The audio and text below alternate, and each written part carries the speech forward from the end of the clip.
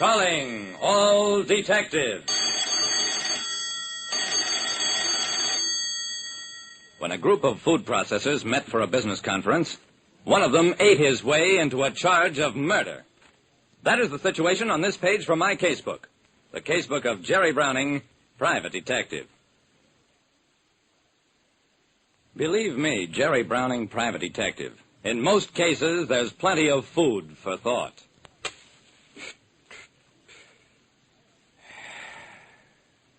The first thing I noticed about Herbert Endicott was the size and smell of his cigar. It was built on his own proportions, big and powerful, like everything about Endicott.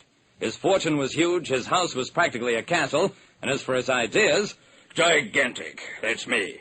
I'm the biggest food processor in this city. I'm daring, I'm resourceful, and I'm hungry. Come on, let's have a bite to eat while I tell you about your job. I followed my client into the kitchen. He opened an enormous refrigerator, reached into the brightly lighted interior, loaded plates heaping high with cold cuts and cheese. Then... Now, Browning, I've called a meeting of my competitors. Harry Stacy, John Dansford, and Tom Leonard. You got that? Stacy, Dansford, Leonard. I got it. Good. Now, let me tell you what they've got in common. They hate me worse than they hate each other. There, have some more of this ham. Thanks. Mr. Endicott, if these men hate you, why'd you invite them here? Good question. Pass the milk. Endicott wiped his mouth with the back of his hand. I'm bored with business. Figured to take a trip around the world. Sample the cooking of every country. Let my competitors make me an offer. Buy me out. I sat back. Let my belt out a notch. Okay, but I still don't see why you need me around. I'm a detective, Mr. Endicott, not a lawyer. Don't need a lawyer. What's cheaper than buying a man out, Browning? Don't answer. I'll tell you. Killing him's cheaper. I think each of these men would like to kill me. Your job is to stop it. Have a cream puff. I was hired by a food processor who was certain his business competitors were planning to kill him. When the competitors, Stacy, Dansford, and Leonard, arrived at Endicott's home, I was introduced as his secretary. And within 10 minutes, Leonard took me off to one side. Browning, whatever Endicott pays, I'll double for inside dope in his processing methods. That fast-pack technique on asparagus tips, for instance? I grinned. Mr. Leonard, I'm only what you might call a social secretary. Both Dansford and Stacy were trying to get at me, but the dinner bell prevented it. And what a dinner it was. Pressed duck, roast pheasant, a side of beef, a suckling pig, plus all the trimmings. And no conversation. While those men ate, that's all they did.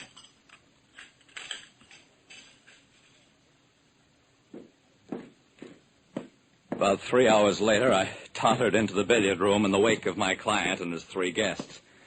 Stacy picked up a billiard cue, reached into his pocket, absently started chalking the stick's tip. Been years since I played, but I'll take you on, $10 a point.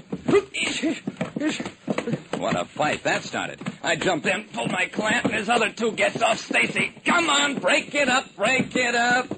And the next time, Mr. Stacy, don't make any cracks about not having played billiards, especially if you intend to use your own chalk. Nobody seemed to think it odd that Endicott's social secretary was capable of stopping fights. And after slugging him, nobody appeared to hold Stacy's lie against him, especially since they all played even better than he did. After a couple of games, Dansford put aside his cue. I'm tired. Let's postpone business until the morning. I need sleep. After Endicott showed his competitors to their rooms, he joined me in the library. I think I'm safe for tonight, Browning. But don't sleep too deeply, you hear?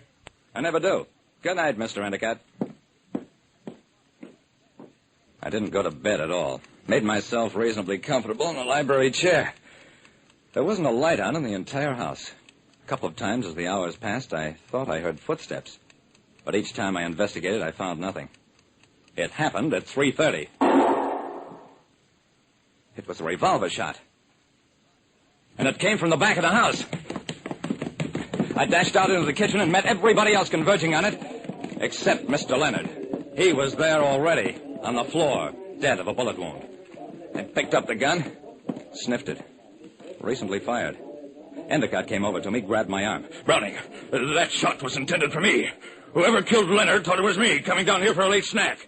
Do you usually have snacks at 3:30 a.m.? I turned to the others. Gentlemen, we can stop the pretending. I'm not a secretary. I'm a private detective. Now let's hear your stories. Stacy was first. I always knew Endicott was a pirate, but I didn't think he'd invite competitors here to kill them. I'm getting out of here. Not just yet. You hated Leonard, too, Mr. Stacy. You all hated each other. Before you accuse anybody, why don't you find out whose gun you're holding? Endicott bit his lip. It's mine, Browning. But anybody could have taken it from my desk in the library. If I wanted to commit murder, would I hire a detective? Dansford interrupted. Sure you would. To throw off suspicion and... He paused. Hey, Brownie, do you smell anything special? I sniffed. Yeah, I smell cigar smoke. Only you smoke cigars, Mr. Endicott. All the others were smoking cigarettes. Endicott turned pale. Browning, I haven't smoked since we left the billiard room hours ago. That's when Dansford pounced. That's what he says, but I know better. You do, Mr. Dansford? How come? Because I came down here a while ago. That huge dinner made me thirsty. Thought I'd get a glass of milk. But I heard two men whispering in here. Couldn't see them because it was pitch dark. But I did smell Endicott's cigar. I couldn't mistake that. Though, of course, Stacy here could have stolen one. Stacy glared but kept quiet. Dansford went on. Then I heard the refrigerator door open. Heard someone gobbling food. That could only be Endicott. Nobody has an appetite like that, Walrus. I can tell the way he eats even in the dark. I glanced at the three men, then at the huge refrigerator. Let's try a little experiment. I'll put out the lights, then open the refrigerator door. Dansford tried to make a dash for it, but it was easy to catch him because the room was illuminated by the light from inside the refrigerator. That ended it, of course. Dansford gave himself away completely when he said that the room was pitch black even though the refrigerator door was open. Dansford's plan was to eliminate one of his competitors and have Endicott be blamed for the murder, thus getting rid of two at a time. So, he stole Endicott's gun and one of his cigars, induced Leonard to come downstairs for a conference, and death. As Endicott said a good deal later, Never trust a lean man. He don't eat enough to light up his eyes. Have another turkey leg, Browning. That was a case where I gained more than my fee. I also gained 4 pounds. Like I said, there's lots of ways of throwing light on a crime and giving a killer plenty to chew on.